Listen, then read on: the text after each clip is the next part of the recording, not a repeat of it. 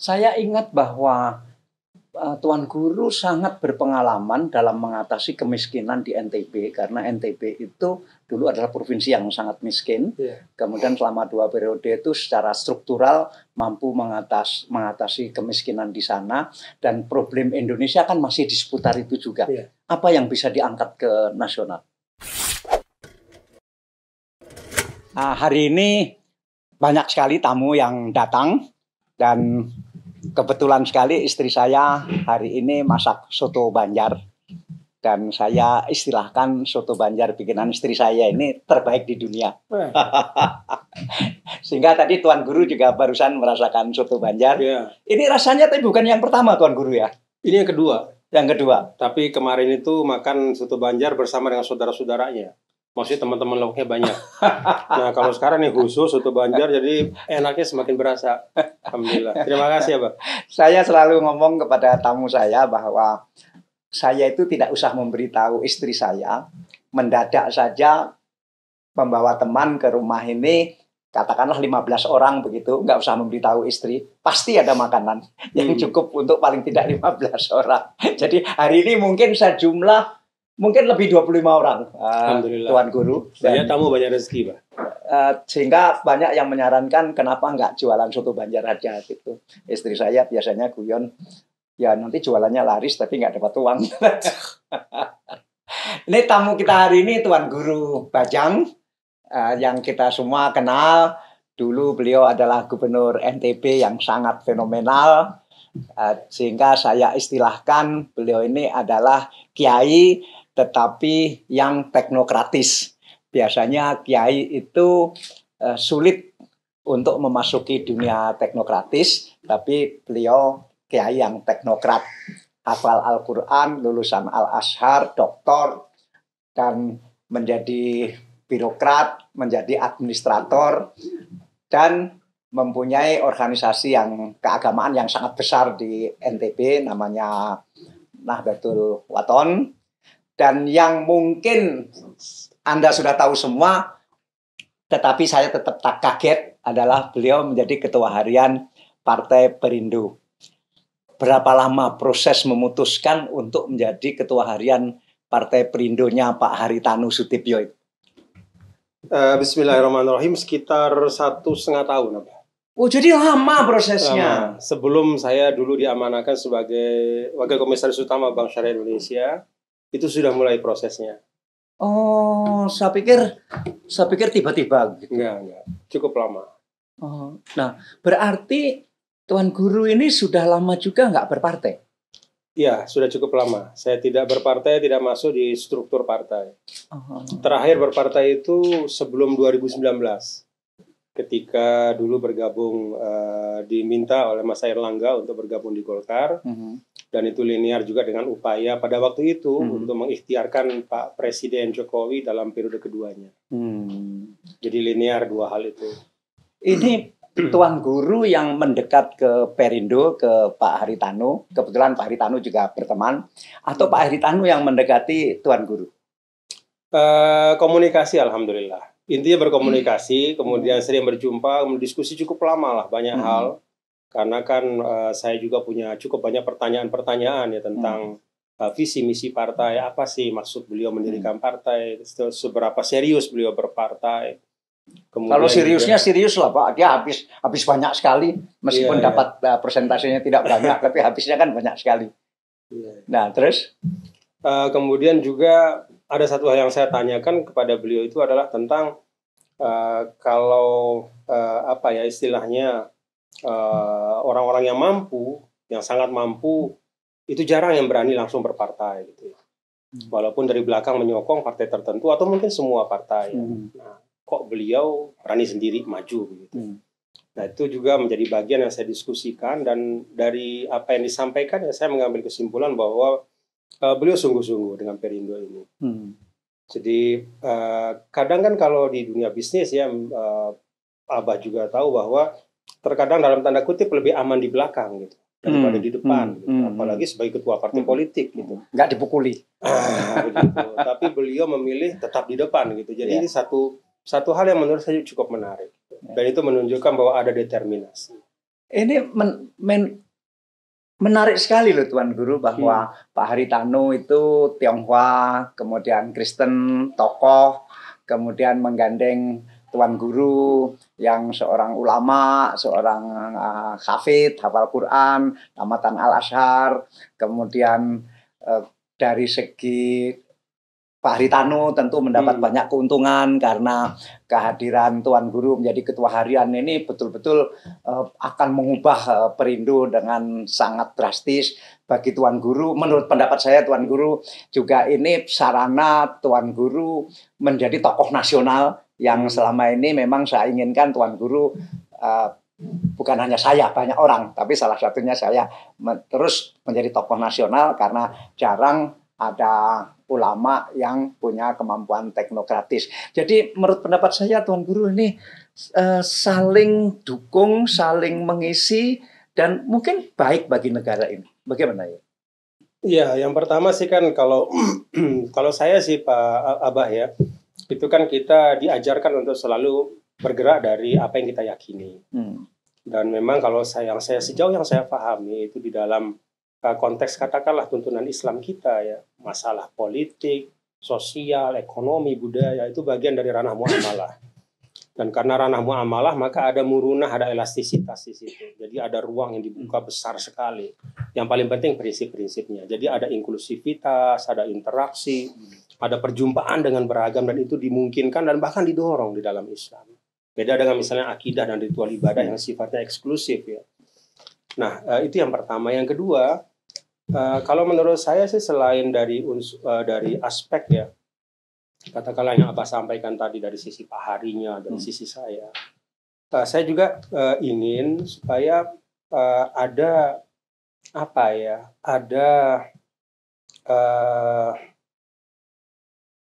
ketika kita bicara tentang Bhinneka Tunggal Ika, bicara tentang keberagaman yang tetap bisa membuat kita nyaman satu sama lain.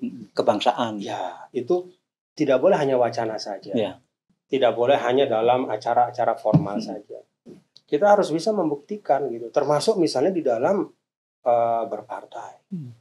Bahwa ketika misalnya saya masuk ke Partai Persatuan Indonesia, yang mana foundernya atau pendirinya seperti Abah sampaikan tadi memiliki deret identitas yang mungkin saya punya gerbong identitas sendiri, identitas yang beda gitu ya, tapi kemudian bisa bersama di situ ya, dan bisa berikhtiar bersama-sama dengan satu visi partai untuk kesejahteraan Indonesia. Saya pikir mudah-mudahan ini juga menunjukkan bahwa kita bisa bekerja sama di dalam apapun selama dalam kebaikan dan baik bagi Indonesia, Tuan Guru. Insya Allah baik bagi Indonesia. Tapi Tuan Guru kan kalau boleh dibilang metamorfose, dulu pernah juga di Partai Islam rasanya, di Partai Bulan Bintang.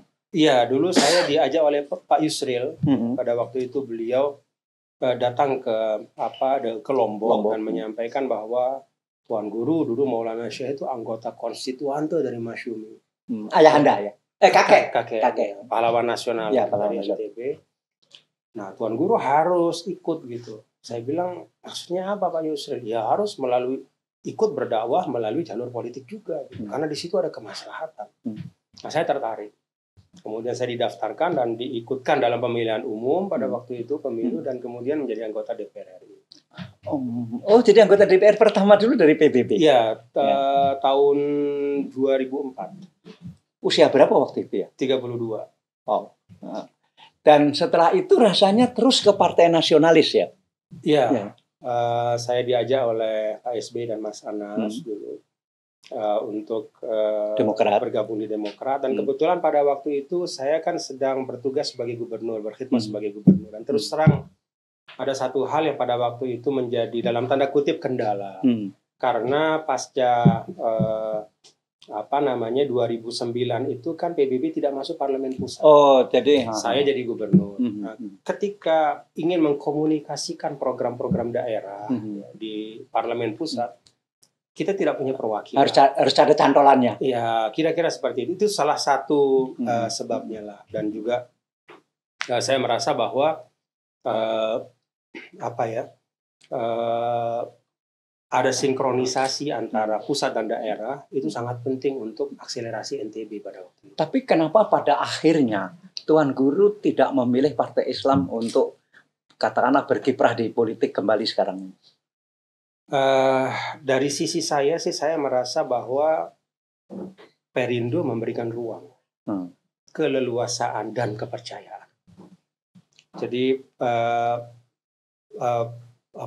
penting bagi setiap individu ya Abah ya, ketika dia berada di suatu tempat, dia merasa mendapat keleluasaan untuk mengeksekusi gagasan-gagasannya, pemikirannya, tentu secara kolektif ya di dalam partai, tapi ada ruang untuk itu. Dan saya merasa di Perindo itu ruang itu sangat luas. Kemudian karena Tuan Guru 2 periode menjadi gubernur NTB, dan saya lihat NTB berubah drastis selama masa jabatan Tuan Guru. Apa yang bisa dibawa ke level nasional dari pengalaman menjadi gubernur Tuan Guru? Yang pertama, ada hal-hal yang menurut saya kita hilangkan ya dari persepsi kolektif kita. Beberapa dikotomi yang kita bangun di kepala kita. Misalnya dikotomi antara keagamaan dan kebangsaan. Bahkan kadang-kadang itu kita lembagakan. Seperti tadi misalnya ada istilah Partai Islam dan Partai Nasionalis. Kalau kita telaah itu sebenarnya jangan-jangan kita nanti menjumpai orang yang lebih Islami di Partai Nasionalis dan orang yang bisa saja sangat liberal ya di dalam Partai Islam misalnya. Nah, ya ada memang kontribusi dari perjalanan bangsa lah, kata perdebatan pada awal-awal kemerdekaan, perdebatan di konstituante dan seterusnya. Tapi menurut saya di masa seperti ini, ketika konvergensi antara satu elemen dengan elemen yang lain, sinergi, kolaborasi itu menjadi kata kunci. Hal-hal yang kita dengar dari generasi sebelum kita, ya, yang kita warisi sebagai hasanah berpolitik, tidak semuanya mesti kita lestarikan. Saya ingat bahwa Tuan Guru sangat berpengalaman dalam mengatasi kemiskinan di NTB, karena NTB itu dulu adalah provinsi yang sangat miskin. Kemudian selama 2 periode itu secara struktural mampu mengatasi kemiskinan di sana, dan problem Indonesia kan masih di seputar itu juga. Apa yang bisa diangkat ke nasional? Pertama sih trust ya dari leadership. Itu penting betul. Jadi masyarakat percaya kepada pemimpin. Nah, itulah yang menurut saya hal yang paling destruktif dari semua hiruk pikuk hari ini, Abah, adalah bahwa kita mengikis terus-menerus kepercayaan rakyat kepada pemimpin. Siapapun pemimpinnya. Nah, saya khawatir kalau kita terus-menerus bernarasi seperti ini karena persaingan elektoral, persaingan per 5 tahun, lalu kemudian siapa yang memimpin itu rame-rame kita gergaji legitimasinya, kita hancurkan kredibilitasnya. Akhirnya apa? Itu menjadi presiden, menjadi tradisi politik baru. Dan itu hanya menjauhkan antara pemimpin dan yang dipimpin. Itu tidak Tuan Guru alami di NTB? Alhamdulillah tidak. Nah, memang salah satu kata kuncinya adalah terus-menerus dibangun komunikasi yang tulus, ya. Jadi yang sincere antara pemimpin dengan yang dipimpin. Dan kemudian juga mungkin pada masa saya dulu ya, Abah, itu hate speech dan hoax itu belum seperti sekarang, gitu. Sehingga relatif masyarakat itu lebih mudah untuk kita ajak bersama membangun. Kalau sekarang ini kan sudah terpolarisasi demikian keras, sehingga memang tugas berat untuk kita. Dan tugas Tuan Guru ini sebagai Ketua Harian Perindo kan menurut saya kan berat sekali, karena kemarin kan angka perolehan suaranya kan baru 2,67 2019. Ya. Dan ini tapi harus survei berapa? Terakhir kita 5,1 apa? Apa itu 5,1? 5,1% di survei terakhir. Oh, survei. Ya, di survei terakhir. Jadi dari 2019 perolehan pada pemilu 2019 ke sekarang hampir 3 tahun itu kita sudah bisa melipat gandakan, mendobelkan ya, dari 2,6 menjadi 5,1. Dan kita optimis insya Allah akan terus meningkat. Nanti targetnya dapat berapa kursi di DPR? Mudah-mudahan bisa 60 kursi. Dari 0? Iya, dari 0. Wow. 60 kursi itu melebihi P3 Di survei kita sudah jauh di atas P3 dan PAN. Kita sekarang menempel ketat dengan Nasdem. Triknya apa? Saya pikir kalau dulu Nasdem kita kenal bahwa Nasdem dalam masa pencalonan anggota DPR cari betul-betul tokoh yang sudah terbukti punya suara yang cukup untuk kursi di suatu daerah. Dan itu berhasil sekali menurut pendapat saya tekniknya Nasdem itu. Nah, untuk dapat 60 kursi seperti apa Tuan Guru? Sebenarnya teknik itu kan sudah diterapkan oleh hampir semua partai dengan intensitas yang beda-beda. Dan saya pikir semua partai akan berusaha mencari tokoh-tokoh yang kredibel ya. Tokoh-tokoh yang dalam tanda kutip kemanapun dia berlabuh dia udah bawa konstituennya gitu, bawa gerbongnya. Itu satu hal. Tapi hal yang lain yang menurut saya juga menarik dari kasus Perindo adalah bahwa ada ada analisa dari sebagian lembaga survei yang kami ajak bicara. Gimana kok Perindo bisa naik seperti ini dan seterusnya. Mereka menyampaikan bahwa Perindo itu partai yang relatif sepi dari konflik. Jadi ada programnya terus berjalan di bawah, ya, termasuk pemberdayaan ekonomi melalui gerobak Perindo, bantuan modal usaha, dan pada saat yang sama menahan diri untuk tidak ikut ya dalam setiap hiruk pikuk politik. Tentu hal-hal yang memang perlu dikomentari kita komentari. Ada standing position partai, tapi pada hal-hal yang kami anggap tidak ada kaitannya dengan kemajuan bangsa, hanya kegenitan politik sesaat, gitu. Hanya megapun politik gitu, teriak-teriak satu sama lain. Kita nggak ikut-ikut. Jadi rupanya ternyata kita sering kali underestimate masyarakat gitu. Dalam arti bahwa masyarakat tidak punya cukup nalar untuk melihat misalnya ternyata ada nalar itu. Dan kami akan terus menjaga itu, Abah. Kami ingin Perindo ini menjadi partai yang bekerja terus sesuai orientasi kesejahteraannya dengan tanpa menghabiskan energi, dan bahkan kita akan terus-menerus menyuarakan supaya hate speech dan politik kebencian itu dihilangkan. Ya, Pak Haritanu ini menurut saya pinter sekali. Yang diambil bukan gerbong-gerbong, tapi yang diambil ini lokomotifnya. Tuan Guru ini saya anggap lokomotif besar, sehingga gerbongnya akan banyak sekali yang terbawa. Nah, berarti nanti Tuan Guru akan sering ke Jawa Timur, karena Jawa Timur kan pemilihnya besar sekali. Nah, itulah dalam rangka itu saya datang malam ini. Jadi saya datang silaturahim ke Abah ini. Acaranya apa ini di Jawa Timur? Acara untuk yang besok itu ada rakorsus di Bangkalan untuk Jawa Timur. Tetapi selebihnya ya silaturahim termasuk dengan Abah malam hari ini. Terima kasih. Nah, berarti nanti Jawa Timur kayak Jawa Timur ini ditarget berapa kursi? Kalau bahasa sederhananya sebenarnya setiap dapil itu kita harapkan terisi. Setiap dapil. Jadi setiap dapil kita harapkan terisi, baik dari DPR RI sampai ke DPRD tingkat 2. Kenapa raker khususnya di Bangkalan, di Madura? Sebenarnya itu pilihan dari Ketua DPW ya Pak Mirdasy ya. Tetapi menurut saya sih itu satu sinyal juga, satu simbol bahwa tidak ada daerah yang tidak menerima Perindo sebenarnya. Tidak ada daerah yang resisten terhadap Perindo. Ya. Bahkan di Madura juga cukup baik penerima. Jadi ternyata banyak daerah-daerah termasuk di Jawa Barat ya, yang misalnya kalau dalam persepsi sebagian orang itu daerah yang sangat sulit untuk partai dengan atribut seperti Perindo untuk masuk gitu, daerah basis katakanlah umat Islam yang kuat. Ternyata banyak sekali dapil di Jawa Barat itu yang basis Perindo cukup kuat. Dengan akselerasi yang memadai, insya Allah pada 2024 bisa menghasilkan kursi, insya Allah. Jadi sekarang sudah sepenuhnya pindah Jakarta, Tuan Guru ya? Sering di Jakarta. Dengan berkat teknologi, kemudahan komunikasi, transportasi, ya beberapa hari di Lombok juga tidak masalah. Dulu ketika menjadi komisaris utama Bank Syariah Indonesia, kan itu gajinya besar banget Tuan Guru. Ditinggalkan gitu saja. Jadi partai kan tidak bergaji. Terus gimana? Saya sekarang diamanahkan sebagai wakil komisaris utama di MNC. Ya. Jadi di perusahaannya Pak Haritanu jadi. Ya, saya wakil komisaris utama. Jadi nggak ada masalah. Ya. Nggak ada masalah.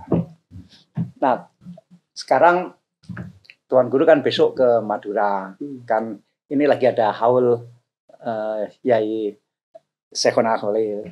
Nah, besok sekaligus juga apakah akan ke haul itu? Akan datang ke haul, ya salah satu haul ya. Besok ziarah ke Syekhona Khalil. Kalau tidak salah bukan haul, tapi ya, ziarah biasa saja. Ada salah satu pesantren yang melaksanakan haul, mungkin akan silaturahim ke situ. Ya, karena haulnya berkali-kali. Tidak hanya satu kali, karena beliau ulama yang sangat besar di sini. Nah, Tuan Guru ini pernah jadi anggota DPR, pernah jadi gubernur, lengkap sekali.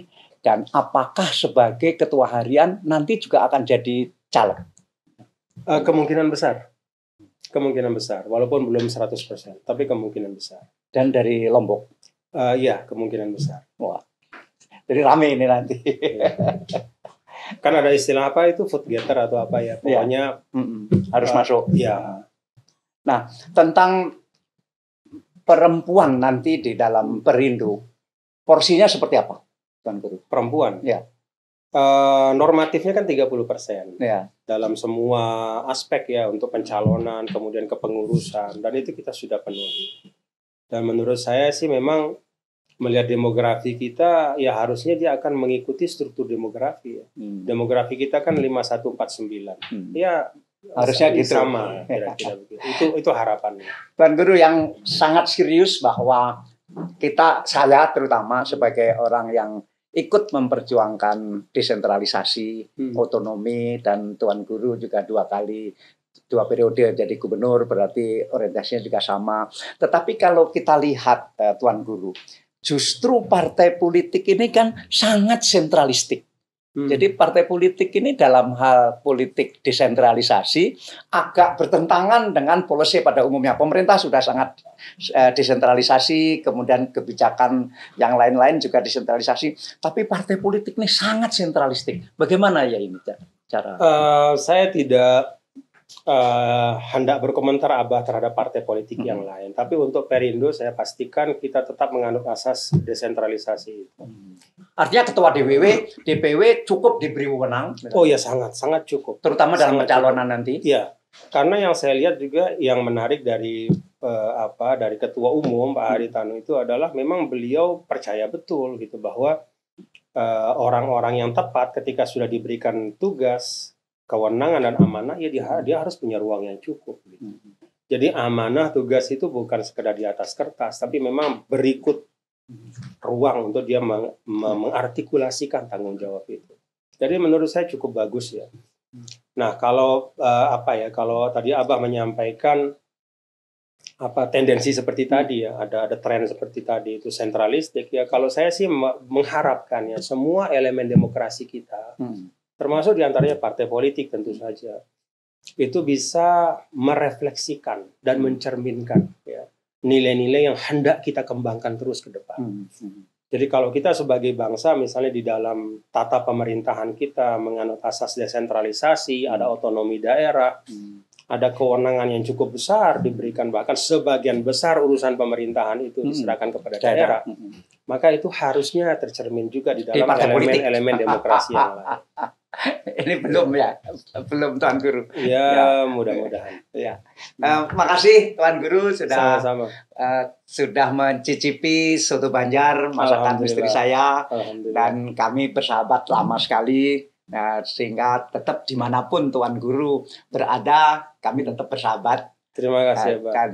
Karena saya tahu kemampuan Tuan Guru ini ditempatkan dimanapun, berada dimanapun, itu akan tetap memerankan dirinya dengan sangat baik.